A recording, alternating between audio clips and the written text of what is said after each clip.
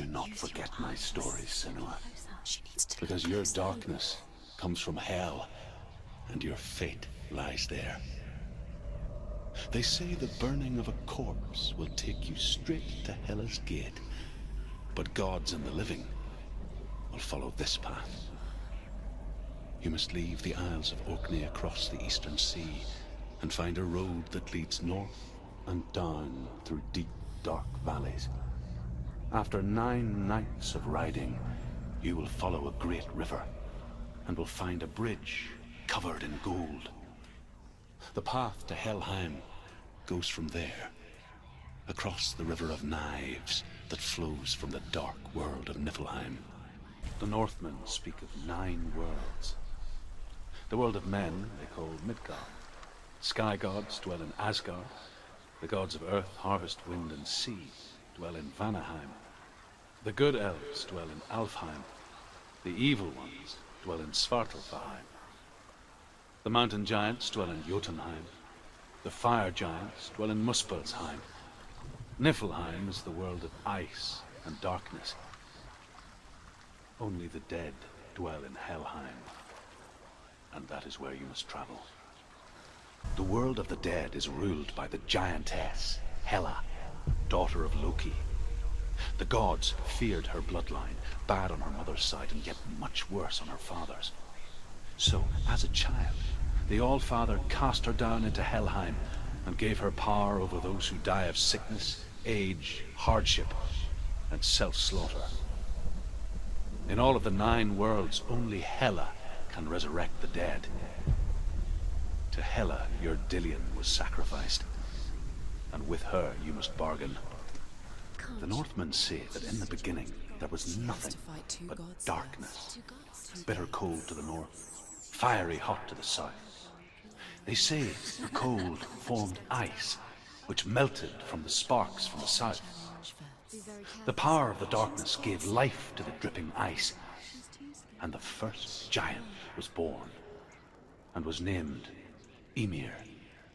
The ice continued to drip, and the power of the void gave life to it, and it became a cow, whose milk fed the giant. That's right, a cow, but you weren't expecting that. The Northmen say that Odin and his brothers killed Ymir, and that the world of men was formed from his corpse. They made his bones into stone, and his flesh into earth, and his blood into the salt sea. They set his skull to be the bowl of the sky, with his brains for clouds. Odin and his brothers caught the sparks flying from Muspel and made them into stars. And to protect the new world from the giants, they used Ymir's great curving eyebrows as walls. The Northmen say you must sacrifice in order to receive. They tell how the runes were revealed to Odin only in sacrifice. He hung himself from the world tree, and he stabbed himself with a spear, and he dedicated the sacrifice to himself. For 9 nights he hung on the tree without food or drink, and at last he saw the runes below him. He gave a cry, and gathered them in his mind and learnt them. Then he fell from the tree. The Northmen say that Odin is always in search of knowledge and wisdom and magic. There was a very wise being named Mimir, who guarded the waters of wisdom which flow from the roots of the world tree. Odin wished to drink from this spring, but he had to pay a price. So he gouged out his own eye as offering to Mimir. He drank from the well and traded one way of seeing for another. The Northmen say that Odin has 2 ravens. Their names are Thought and Memory, and each day he sends them out to fly all across the world. Upon their return, they perch on his shoulders and tell him everything they have seen and heard. In this way, he learns of things far and wide, and for this reason, he is called the Raven God. Senua, like Odin, you must seek wisdom through thought and memory, if you are to succeed in your quest. Ymir was a frost giant, a being of darkness. And all his sons and grandsons were dark after him. Of his daughters and granddaughters, some were monstrous, but others fair. But there was another who came from the ice. Buri. In shape, he was like a man, big and powerful. His son, Bor, took a fair giant to be his wife, and they had 3 sons.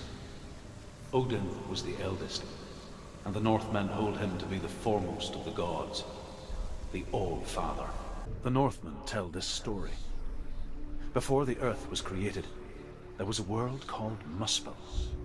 Because it was in the south, it was bright and hot, flaming, burning. Sparks that flew out from Muspel became the stars.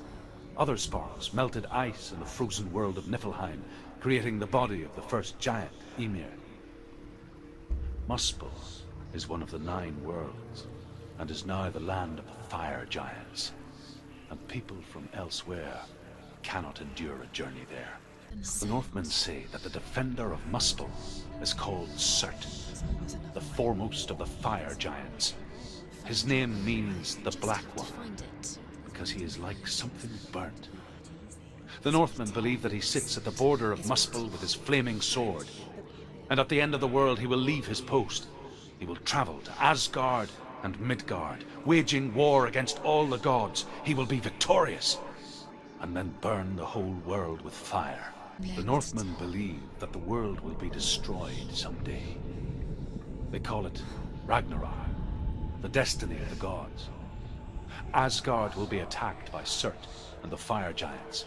A monstrous wolf will swallow the sun, and the gods will fight in vain against their enemies. There is nothing they can do to prevent it, but Odin ever seeks knowledge and magic, hoping to find a way to postpone that dark day. The Northmen say that at Ragnarok, the sons of Muspel will travel to battle in the ship called Naglfar, the corpse ship. And when the sons of Muspel leave the ship and ride to battle, it will be as though the sky had split open, and Surt will lead them. Wherever he goes, flame will erupt before him, and fires will burn behind him. The Northmen say that what we see as a rainbow is the bridge that goes from the world of men to the world of the gods. For now, they say, the frost giants and the mountain giants cannot cross it.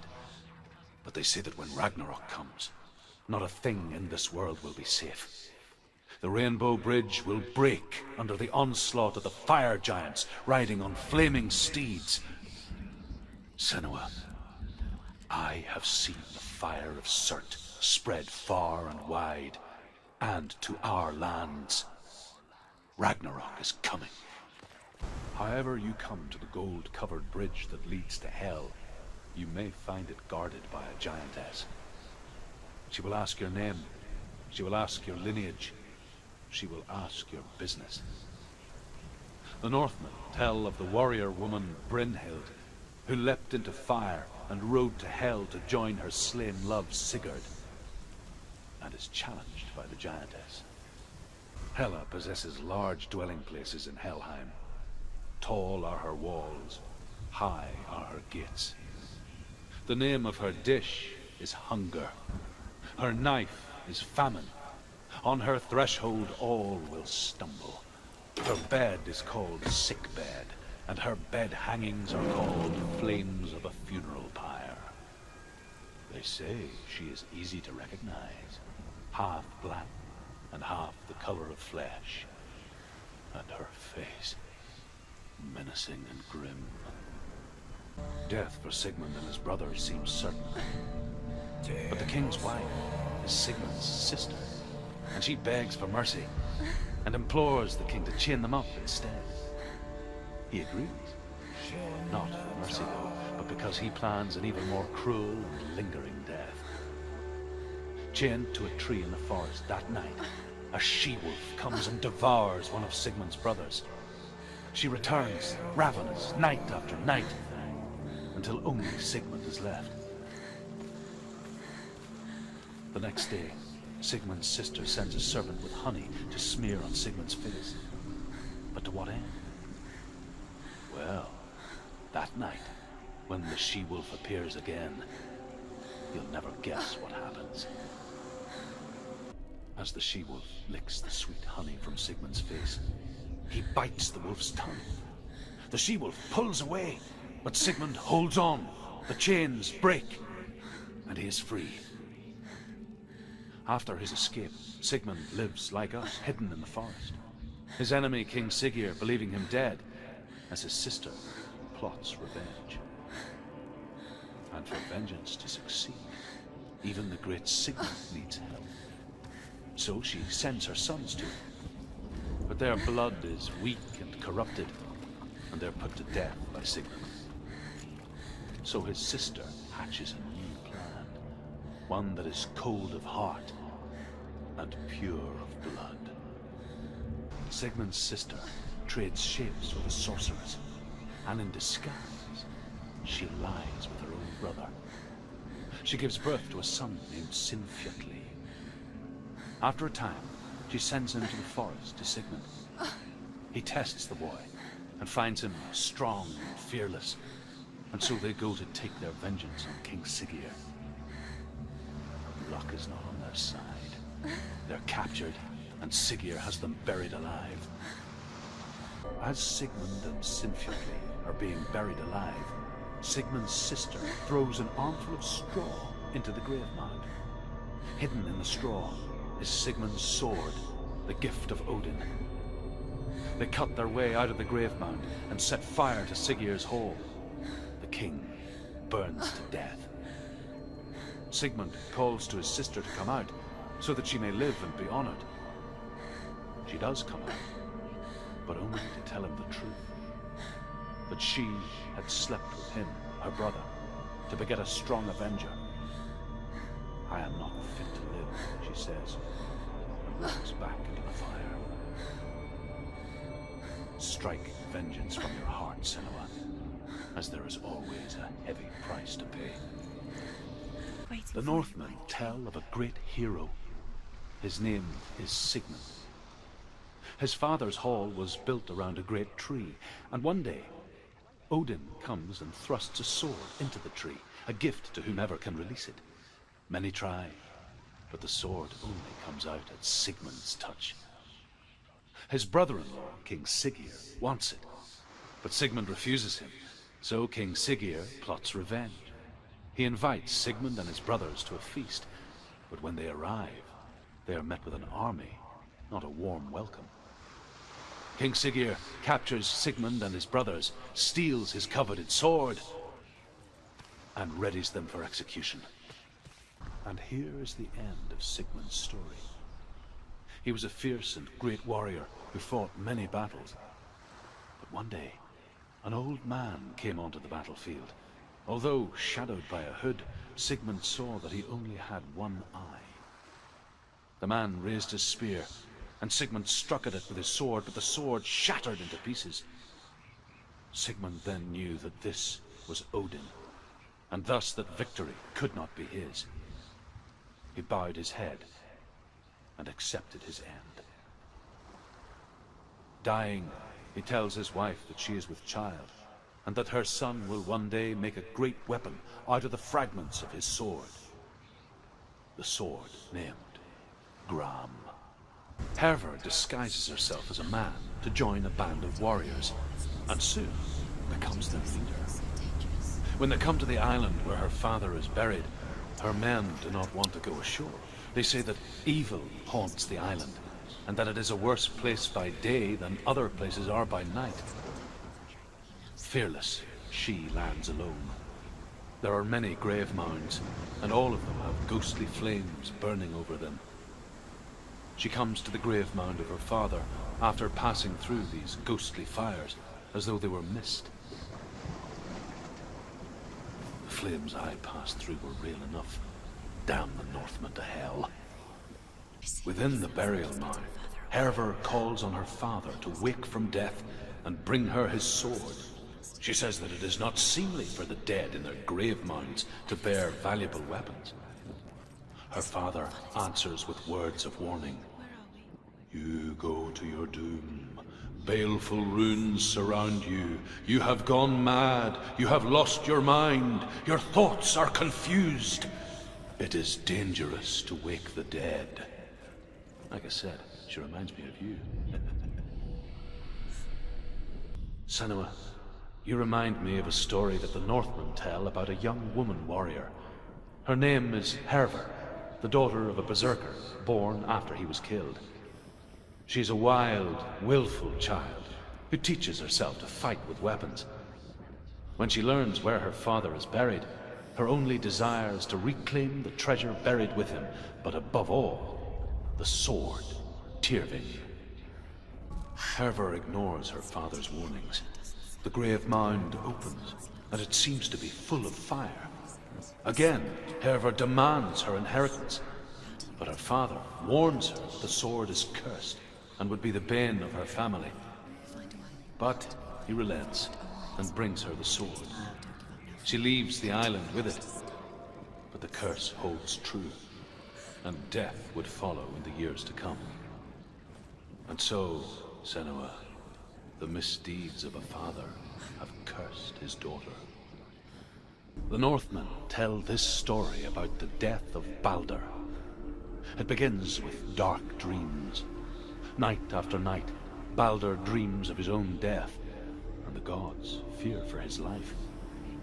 So Balder's mother makes everything in the world, fire, water, iron, stone, earth, wood, beasts, birds, serpents, poison, sickness, swear an oath not to harm her son. One by one, they each make their vow. Neither weapons nor wood will injure him, Balder's mother boasts. Only Loki, father of Hela, the mistress of death, is not amused. The gods feast and rejoice and amuse themselves by throwing spears and stones at Balder, striking at him with sword and axe. But he comes to no harm, whatever they do. The gods never cease to wonder at this great marvel. But Loki shapes himself into a woman and asks Balder's mother, "Is it really true that all things promise to keep him safe?" "I did not ask the mistletoe," Balder's mother confesses. "I thought it was too young." Oh dear. Loki makes a dart out of mistletoe and goes to the gods as they throw things at Balder. The blind god, Huth, was there. Loki asks him why he wasn't taking part. Huth says, "I cannot see where Balder stands, and even if I could see him, I have no weapon." Loki replies, "Here is a wand. I will tell you where he stands." And Huth throws the mistletoe at Balder. It pierces through him, and to everyone's horror, Balder is killed. And for this, Huth is slain.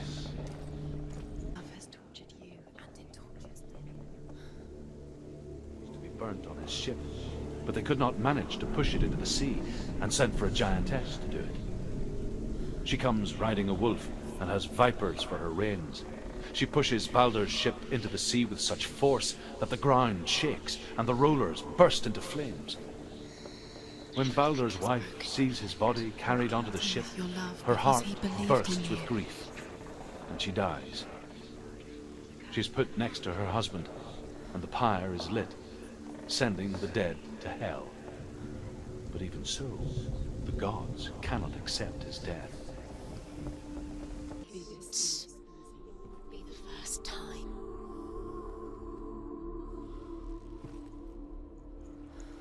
All the gods are weeping, he says.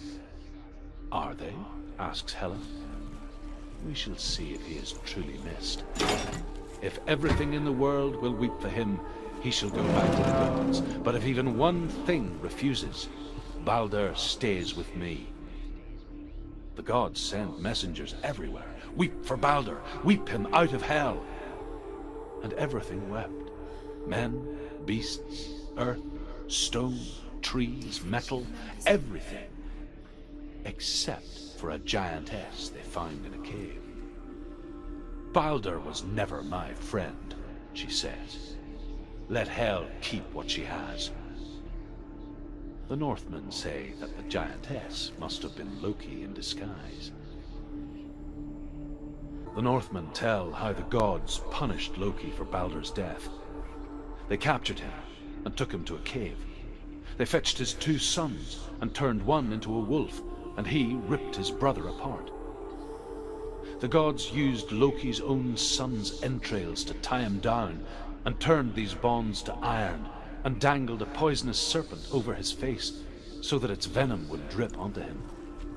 Each time the venom drips onto Loki's face, he writhes in agony. The Northmen say that is the cause of earthquakes.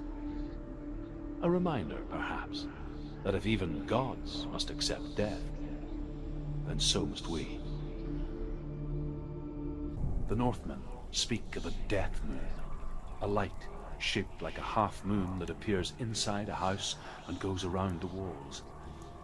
I once saw the death moon appear at a farm, and first the shepherd died, then a guest died, and then the farmhands, and then the farmer and 6 of his men drowned at sea. But that is not the end of it, because the dead return to haunt the living. If you see the death moon, then beware, because there will be death in that house. There was a Northman called Grettir, big, red-haired, immensely strong, but he was afraid of the dark. It happened one night that an undead creature came to his house to drag him outside into darkness and kill him. He resisted with every ounce of his strength. He clung to the doorframe, but it gave way, and they spilled out of the house, and the monster fell back, and the moon shone down on its ghastly face. Grettir, terrified, cuts off its head, but is cursed forever. From that moment on, wherever he was, he would see those hideous eyes staring back at him. Sometimes we allow our own fear to haunt us to our grave.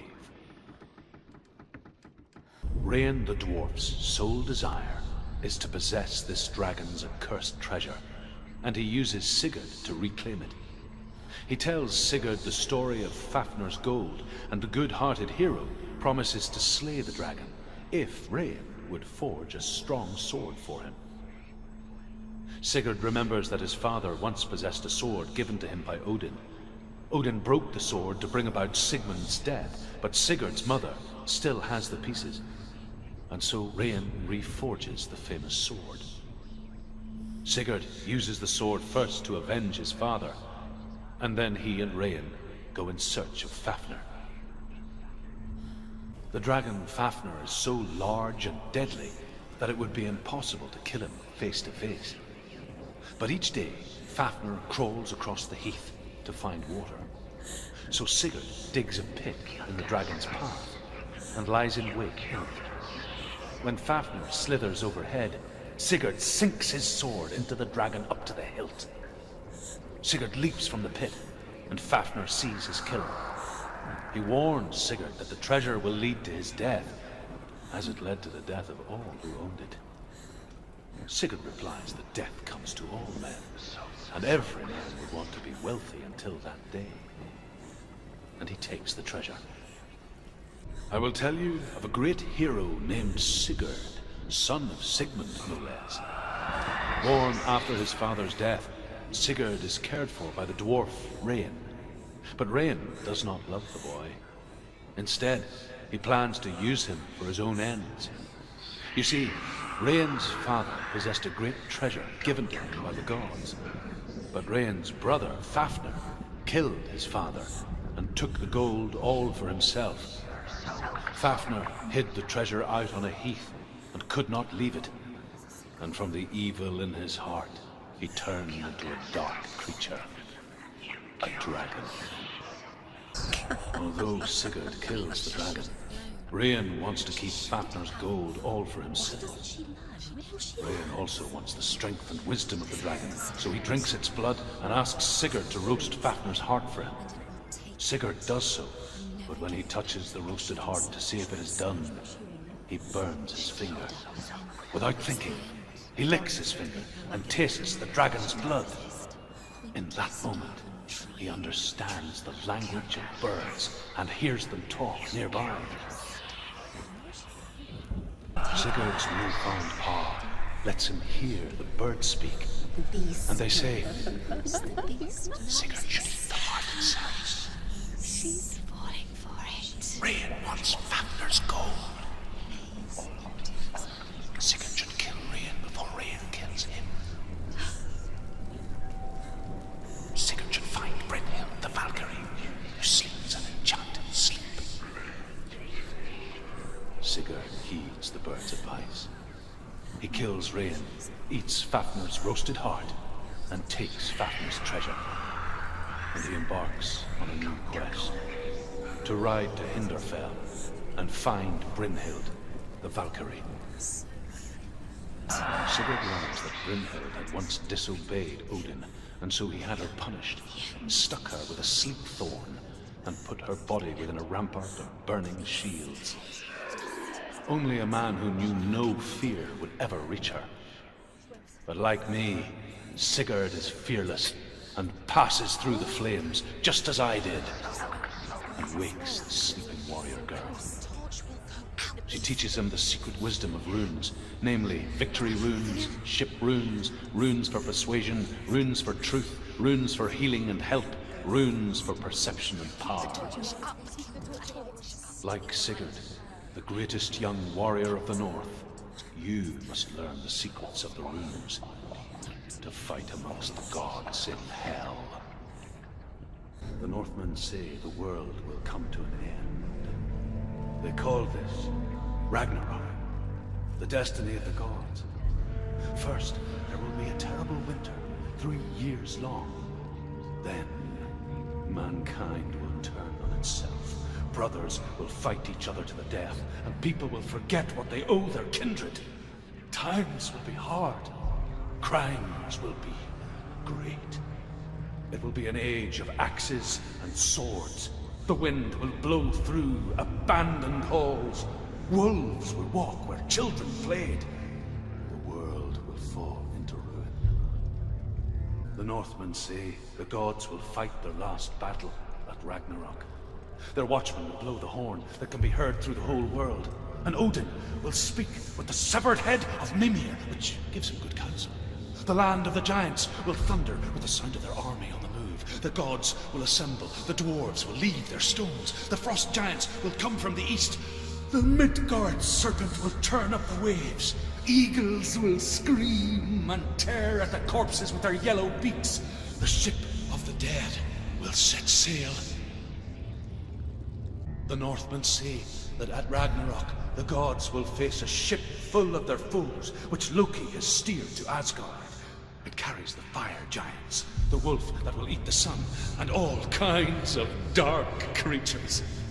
Surt will join them with his sword of fire. The cliffs will crash, trolls will walk the land, men will tread the road to hell, and the heavens will split open. The Northmen say that each god will do battle at Ragnarok. Odin will fight the monstrous wolf and be killed, but his son will avenge him and plunge his sword into the heart of the beast. Freyr will face Surt, but he had given his sword away for love, and without it, he cannot defend himself against the flames. Thor will smite the Midgard serpent to no avail. The sun will grow black, the earth will sink into the sea, the stars will disappear, fire and water will meet, steam will shoot up, flames will play against the sky, the heavens and earth and all the world will be burned, all the gods will be dead, and the warriors of Valhalla and the people everywhere. Senua, prepare yourself for Ragnarok, for it is nigh.